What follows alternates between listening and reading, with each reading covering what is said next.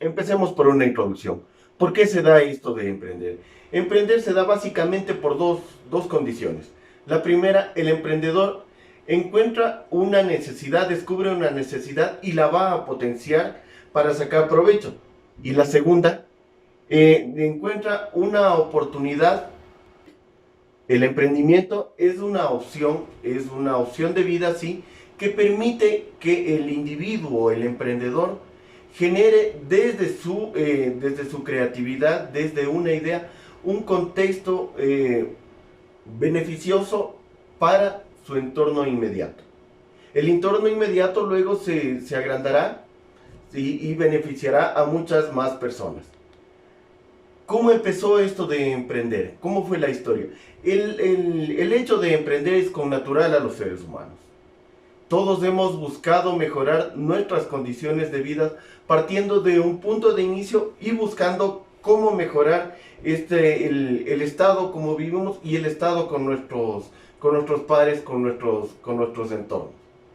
¿Qué elementos deberíamos tomar en cuenta para obtener un emprendimiento exitoso? Tomemos en cuenta que para esto es importantísimo el entender que el emprender es la capacidad de reinventarnos.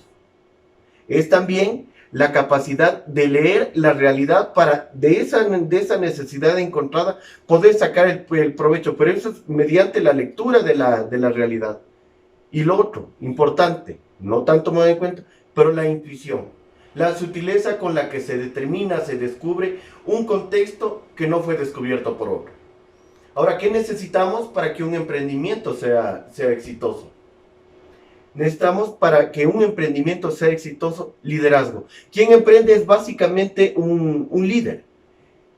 Y hay diferentes tipos de liderazgo y hay diferentes diferencias entre liderazgo. Por ejemplo, el liderazgo femenino son estilos de liderazgo mucho más horizontales.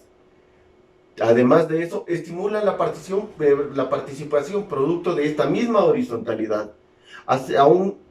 Aunque esta estimulación de la participación genera otros beneficios, como por ejemplo el aumento de la autoestima de quien es parte de este emprendimiento.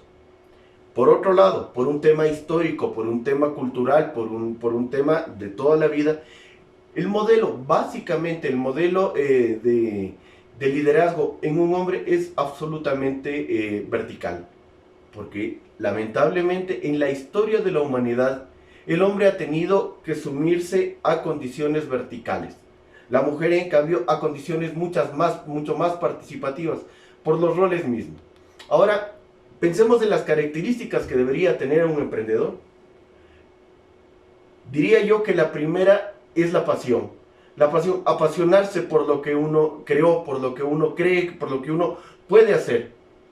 Pero este apasionamiento genera otro beneficio, que es la confianza en sí mismo. Si yo estoy apasionado, por supuesto voy a creer ciegamente en lo que estoy haciendo. Y eso me va a obligar a reinventarme. El reinventarme es tener iniciativa. La iniciativa genera que del estándar de personas, de emprendimientos, yo me supero un poco más. Entonces, implica también, por supuesto, la superación, creatividad, la creatividad, liderazgo.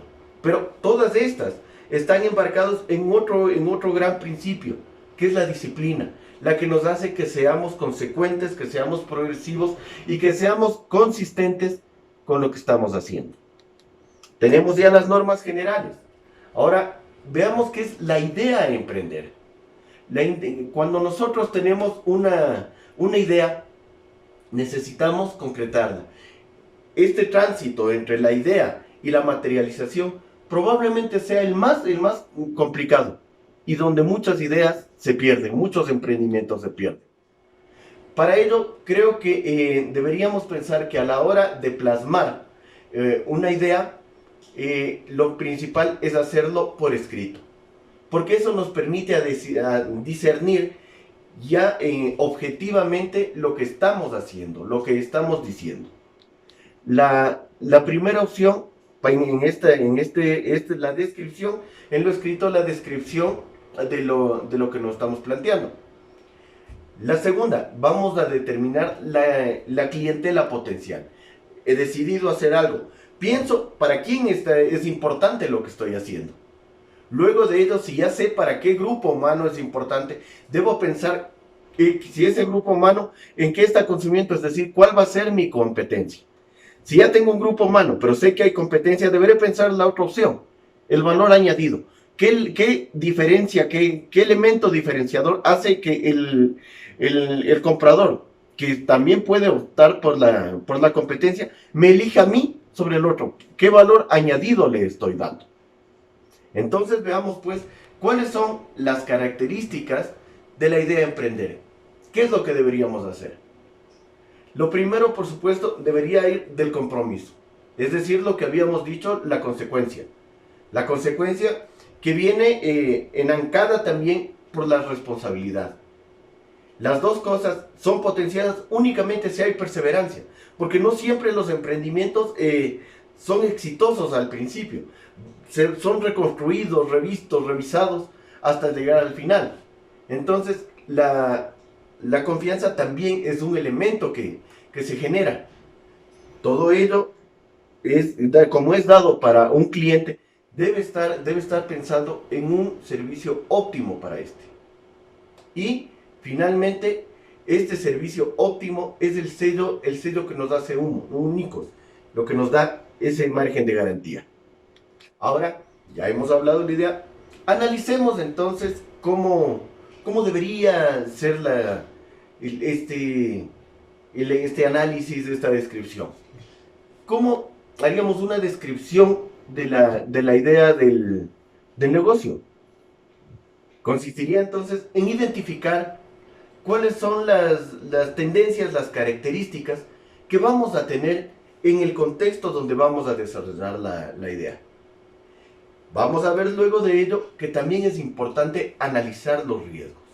Una idea siempre va a conllevar riesgos y resulta, al menos cándido, hacer un proyecto si no damos un real énfasis en los potenciales y concretos riesgos que vamos a tener.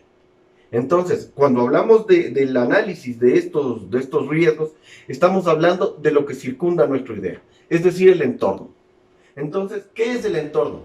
El entorno es el elemento social, histórico, económico, demográfico, donde vamos a desarrollar nuestra idea.